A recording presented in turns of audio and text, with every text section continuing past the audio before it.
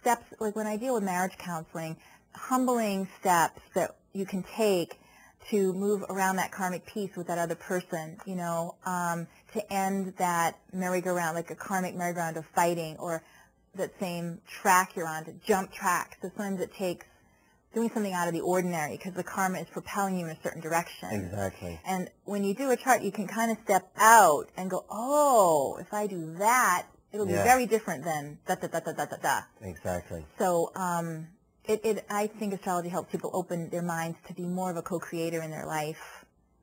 Exactly. But sometimes when they come, they're in a corner, you know. So, you know, you tell people, those people that they can't make a move without calling the astrologer. That's not a good way of using it. No, and sometimes, you know, I'll read for people, do work with people who are in crisis, and they'll call a lot during a certain period of time.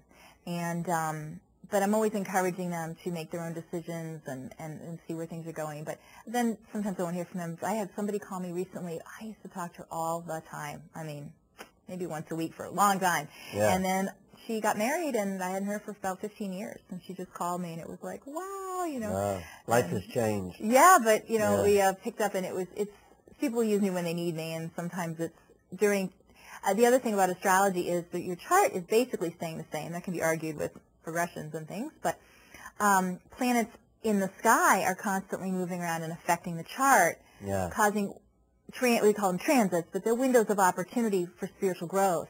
And so someone can be going through a very challenging transit and call me all the time and then not talk to me for, like this girl, you know, she's going through a lot of hard stuff, and then just she was gone for a long time, now she's calling again. So that's an interesting thing when somebody comes together with another individual, as in a romantic connection. That often also can change things, because you're really acting like a unit with those two charts. It's true, and that chart's going to come in and hit your chart in a certain way where someone else wouldn't, and it lights up all new parts, and you discover great things or challenging things, and that's always a good move.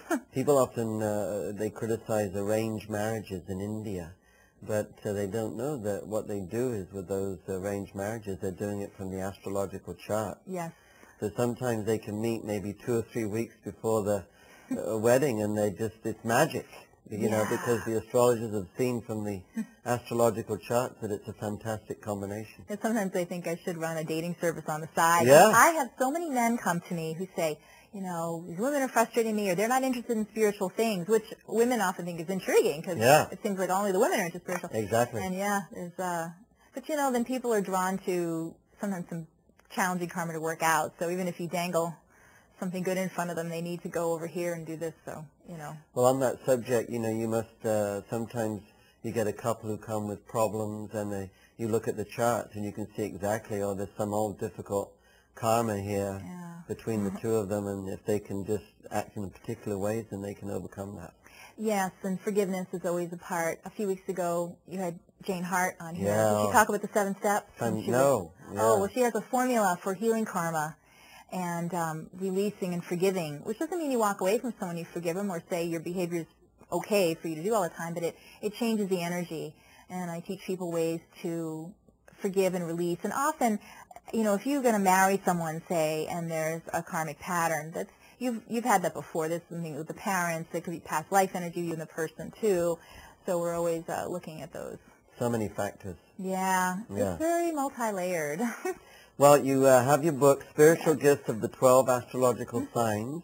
I thought maybe with what we can do is go through each sign, teach everybody out there some of their gifts and then some of the things they have to work with. Yes. So why don't we start with that first sign of the zodiac, Aries people. Okay. And that's one thing to say, that every sign is wonderful. I think certain signs get bad raps. Yeah. But everyone's got sign good and especially. Bad. Oh, yeah, Scorpios. We'll get to you.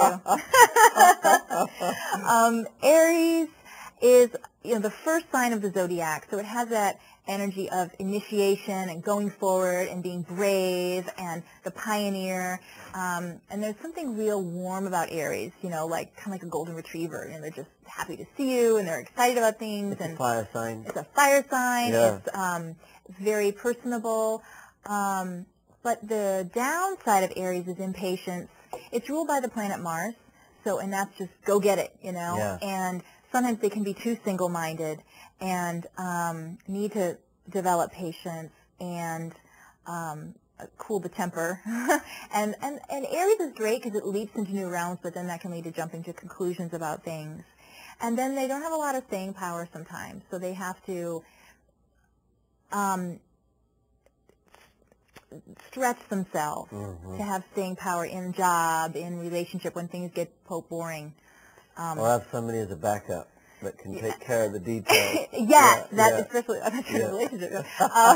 In a business, they need to be constantly shuttled in, a way to make it new and exciting. And when you're dealing with Aries, that's important to approach things with different angles, Now the next sign's a little different from that. Taurus is. Taurus is so different. And it's interesting, Taurus being the second sign is all about the stability and, the hearth and home in a lot of ways, financial security. They don't like change. But that can lead to them being very stagnant and needing to release. Taurus is ruled by Venus, which is the planet of embracing, but that can become suffocating or make the world very small for them. So to let go of anger, let go of stuff. Taurus often collects a lot of junk, and to see their self-worth as within. The spiritual path is real important for them because they can get caught up in superficial things sometimes. And need for security and all that. Yes, exactly. So to have that inner security and to develop the intuition is real important for Taurus.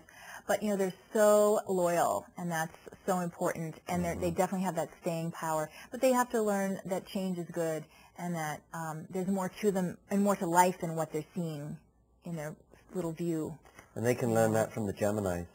Yes, Gemini. Gemini is an air sign and very communicative. Air is very mental. So Gemini is great at communicating with all different sorts of people. I know you have some Gemini planets in your chart, and just bringing all sorts of people to a vaster audience so those people can expand their minds. Gemini is great with new ideas and learning. The mind is always fresh, kind of like Aries, but it's more mental excitement with Gemini. Yeah. But that can lead to anxiety and not consistency. Gemini often likes ideas just for the sake of ideas. Yeah. But it's like, where's the legs? Where does this go? Yeah. And to follow an idea through is good for Gemini. And they can often be the philosophers without practicing the philosophy. Yes. And I have some Gemini in my chart, so I understand that. But it's jack of all trades and master of none kind of syndrome. And for them to be quiet, a spiritual step for Gemini, just to focus the mind, to and Gemini's usually the sign that goes, I can't meditate. And just to allow and know, if you are a Gemini, that your mind is just kind of crazy, and it's okay. And to just make peace with the busy mind and not run away from interior reflection just because it's noisy in there. Nice way to put it. Then we have the mothers of the universe, the Cancers. Like Taurus, they're about home and security. And like Taurus, they can collect a whole lot of old mental baggage and physical stuff and material. But it is a sign of mothering. Even for men, it's definitely about warmth and family and helping people feel they have a safe platform. And very traditional. It can be very traditional. They're very good at business, too, which is always interesting.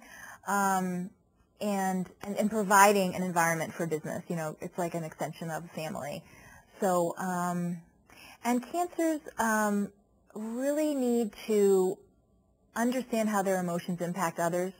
It's a very emotional sign, and I think Cancers don't realize how their constant worrying or nervousness impacts other people, and to learn to be a still point instead of not a whirlwind, but like the eddy in the water that sucks things into it and gets so crazy. To be that steady point, to be more like a lighthouse that's guiding others to safety. And so Cancers need to work on not being over-emotional and dramatic and stuff, or getting into other people's dramas that are close to them. Then we have the lead actors, the